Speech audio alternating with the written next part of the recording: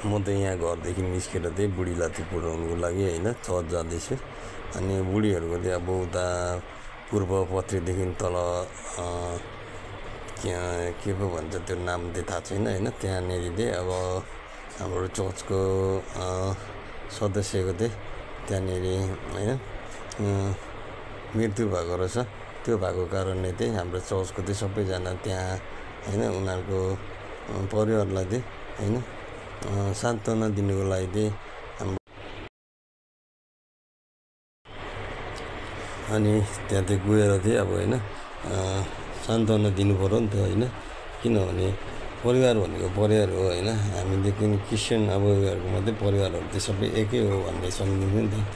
अनि यस्तै छ होइन। अनि मान्छेमा अब के गर्नु, कहिले मरन कहिले उयो त भइहाल्छ। तैपनि अब होइन किनभने मेरो पनि अब सन्तान बितेर गयो होइन। किनभने आफ्नो अब घरको कोही अब सदस्य कोही अब मृत्यु हुँदाखेरि सबैलाई दुःख लाग्छ होइन। त्यसमा त्यहाँ हाम्रो परिवारका होइन जो सदस्य हुन्छ उहाँहरूलाई मन शान्तको लागि चाहिँ होइन परमेश्वरले उहाँको स्वर्गमा बास होस् है, त्यही भन्न चाहन्छु। अनि के भन्न चाहन्छु भने हामी अब जति पनि गरी खानेछौँ नि त होइन। अब न्युट्रलमा हुनेहरू हामी अब परिवारमा अब कतिपय अब होइन सानोतिनो कुराहरूलाई हामी बिर्सिनुपर्छ र हामीले परमेश्वरलाई चाहिँ होइन परमेश्वरको होइन बाटोमा लागेर चाहिँ हामीले परमेश्वरको होइन हरेक कुराहरूलाई पछ्याएर हिँड्नुपर्छ। अनि यस्तै छ कुराहरू, जति गऱ्यो त्यति नै हुन्छ होइन।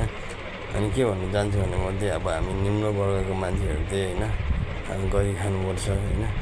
गरी नखाइकन केही पनि हुँदैन होइन। दुःख गर्नुपर्छ, दुःख नगरिकन अब सुख त मिल्दैन होइन। एकैचोटि सुख खोज्ने कुरा पनि आएन। अनि त्यसै ड्युटी गर्दैछु अब म चाहिँ अब घर गएर चाहिँ नानीहरूलाई चाहिँ अब होइन स्कुल पठाउनु पर्ने छ 9:30 बजे। 9:30 बजीदेखि मेरो माइला छोरा आउँछ।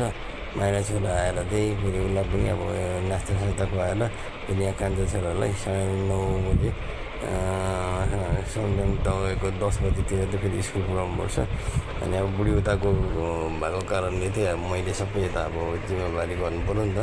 अनि नानीहरूलाई स्कुल पठाएर चाहिँ म चाहिँ अनि अब ड्युटी पनि जानु पऱ्यो नि त होइन। ड्युटी नगरिकन त खानु पाइँदैन, काम नगरिकन त होइन। त्यही भएको कारणले अब काम त गर्नु पऱ्यो होइन।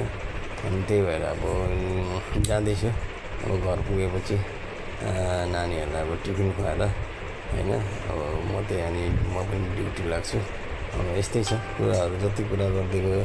किनभने हामी अब साधारण परिवारको मान्छेले त काम गर्नैपर्छ, काम नगरिकन खानु पाइँदैन होइन। किनभने अब काम नगरिकन परमेश्वरले दिन्छ भनेर मात्रै भएन नि त।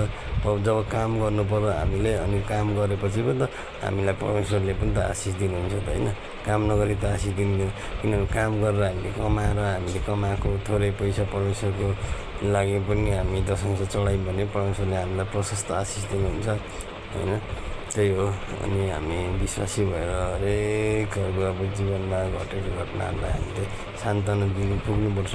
त्यही भएर आज पनि हाम्रो मण्डली परिवारहरू चाहिँ सबैजना है त्यसको लागि जानुभएको छ।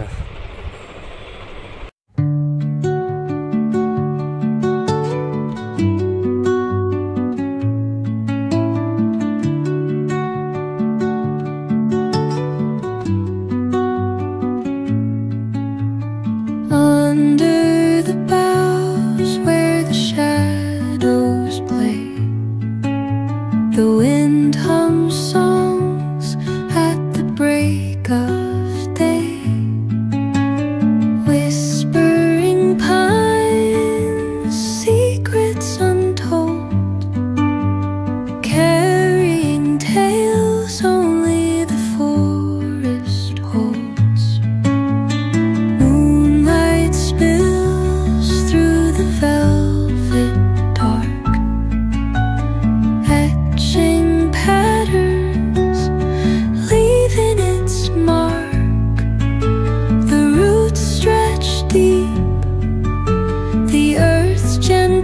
side.